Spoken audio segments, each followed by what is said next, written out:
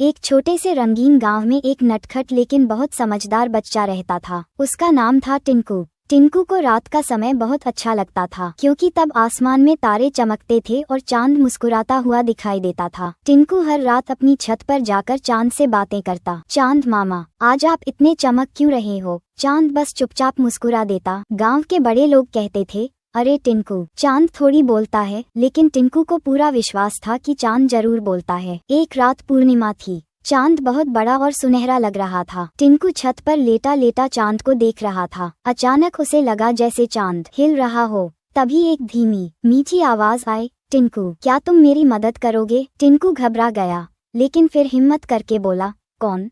मैं हूँ चांद, और मैं बहुत परेशान हूँ। टिंकू की खुशी का ठिकाना नहीं रहा। मुझे पता था आप बोलते हो, चांद ने बताया, मेरी चमक धीरे धीरे कम हो रही है। अगर ऐसा ही चलता रहा तो रात अंधेरी हो जाएगी और बच्चे डरने लगेंगे। टिंकू बोला, मैं आपकी मदद करूँगा चांद मामा, बताइए क्या करना है? चांद ने कहा, तुम्हें धरती पर 3 चीजें ढूंढनी होंगी, एक सच्ची हंसी, एक अच्छा काम और एक मासूम दुआ। अगले दिन टिंकू गांव में निकला। उसने देखा एक छोटी बच्ची का गुब्बारा फट गया और वह रोने लगी। टिंकू ने अपनी जेब से रंगीन कागज निकाले और तुरंत एक कागज की तितली बना दी। बच्ची जोर से हंस पड़ी। जैसे ही बच्ची हंसी, टिंकू ने देखा उसकी हंसी चमक बनकर हवा में उड़ गई। टिंकू ने उसे एक छोटी शीशी में बंद कर लिया। थोड़ा आगे टिंकू ने देखा एक बूढ़े बाबा लकड़ियाँ उठा नहीं पा रहे थे। टिंकू दौड़कर गया और बोला, बाबा, मैं मदद कर दूं? उसने सारी लकड़ियाँ उनके घर तक पहुँचा दी। बाबा ने प्यार से सिर पर हाथ रखा। उसी पल हवा में एक सुनहरी रोशनी चमकी। वह था अच्छा काम। शाम को टिंकू मंदिर के पास बैठा। उसने देखा एक छोटा लड़का आंख बंद करके प्रार्थना कर रहा था। वह कह रहा था,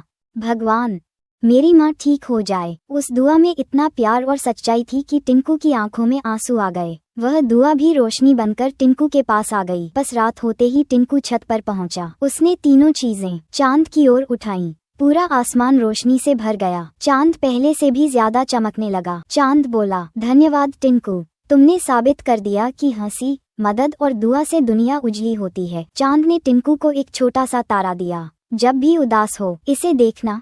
अचानक सब कुछ शांत हो गया। टिंकू अपने बिस्तर पर था। सुबह टिंकू ने देखा उसकी हथेली में सचमुच एक छोटा सा चमकता तारा था। वह मुस्कुराया। उस दिन के बाद टिंकू हर किसी की मदद करने लगा, क्योंकि वह जान गया था अच्छे बच्चे ही दुनिया को रोशन करते हैं।